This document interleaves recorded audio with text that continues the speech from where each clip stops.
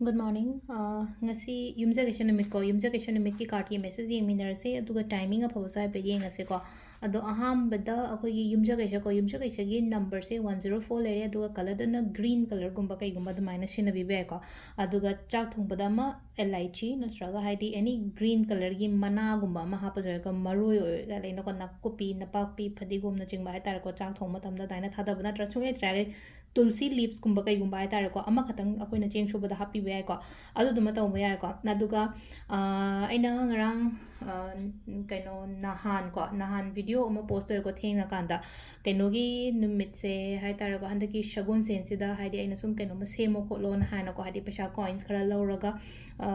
any sengau red oigera p red oigera ama oigera ko dumai taraga aina thammo na haigi bodo adu dum stop biro ko adu sengau se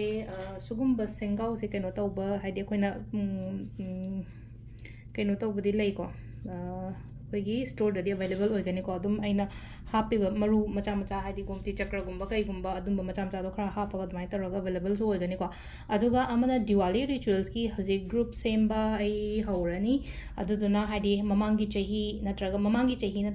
ꯆꯍꯤꯗꯒꯤ ꯍꯧꯅ ꯌꯥꯎꯔꯛꯄꯒꯨꯝꯕ ꯂꯩꯕ ꯑꯗꯨꯝ ꯌꯥꯎꯕ ꯌꯥꯎꯋꯤꯗꯅꯀꯣ ꯑꯗꯣ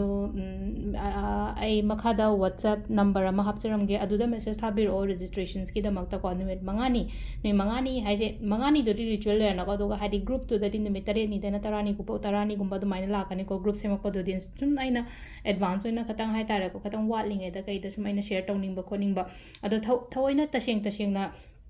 ꯊꯋꯥꯏ ꯌꯥꯎꯅ ꯇꯧꯅꯤꯡꯕ ꯃꯤꯉꯩꯒꯤꯅꯤꯀꯣ ꯍꯥꯏꯗꯤ ꯃꯤꯁꯦ ꯑꯗꯨꯝ ꯈꯤꯇꯪ ꯑꯗꯨꯝ ꯖꯁ ꯀꯩꯅꯣ ꯇꯧꯕꯁꯨ ꯌꯥꯎꯋꯦꯀꯣ ꯍꯥꯏꯗꯤ ꯁꯨꯝ ꯌꯦꯡꯊꯣꯛꯀꯦ ꯈꯣꯠꯇꯣꯛꯀꯦ ꯀꯥꯏꯅ ꯈꯟꯕ ꯈꯣꯠꯄꯁꯨ ꯌꯥꯎꯋꯦꯀꯣ ꯍꯥꯏꯗꯤ ꯇꯁꯦꯡꯅ ꯇꯧꯒꯗꯕ ꯃꯤꯒꯨꯝꯕ ꯑꯣꯏꯅ ꯌꯥꯎꯕꯤꯌꯨꯀꯣ ꯇꯧꯔꯣꯏꯗꯕ ꯃꯤꯗꯗꯤ ꯍꯥꯏꯗꯤ ꯑꯩ ꯐꯣꯔꯁꯁꯨ ꯇꯧꯅꯤꯡꯗꯦꯀꯣ ꯑꯩ ꯏꯁꯥꯅ ꯇꯧꯅꯤꯡꯉꯦꯅ ꯈꯜꯂꯒꯗꯤ ꯑꯗꯨꯃꯥꯏꯅ ꯇꯧꯔꯒ ꯌꯥꯎꯕꯤꯔꯛꯑꯣꯀꯣ ꯒ꯭ꯔꯨꯞꯁꯤꯗ ꯑꯗꯣ ꯑꯩ ꯅꯝꯕꯔ ꯍꯥꯞꯆꯔꯝꯒꯦ ꯅꯝꯕꯔꯗꯨꯗ ꯋꯥꯠꯁꯑꯦꯞ ꯃꯦꯁꯦꯖꯀꯨꯝꯕ ꯑꯗꯨꯃꯥꯏꯅ ꯊꯥꯕꯤꯔꯛꯑꯣꯀꯣ ꯑꯩ ꯉꯔꯥꯡꯕꯨꯗꯤ ꯄꯣꯁꯄꯨꯗꯤ ꯇꯧꯈ꯭ꯔꯦ ꯍꯥꯏꯐꯦꯠꯇꯪ ꯑꯗꯣ ꯑꯍꯥꯟꯕꯗ ꯑꯩꯈꯣꯏꯒꯤ ꯀꯥꯔꯠꯀꯤ ꯃꯦꯁꯦꯖ ꯌꯦꯡꯉꯁꯦ ꯀꯥꯔꯠ ꯑꯍꯨꯝ ꯈꯛꯇꯪ ꯂꯧꯊꯣꯛꯑꯁꯦꯀꯣ ꯅꯨꯡꯇꯤꯒꯤ ꯂꯧꯊꯣꯛꯄ ꯑꯗꯨꯃꯥꯏꯅ ꯀꯥꯔꯠ ꯅꯝꯕꯔ 1 ꯀꯥꯔꯠ ꯅꯝꯕꯔ 2 ꯑꯗꯨꯒ ꯀꯥꯔꯠ ꯅꯝꯕꯔ 3 ꯀꯣ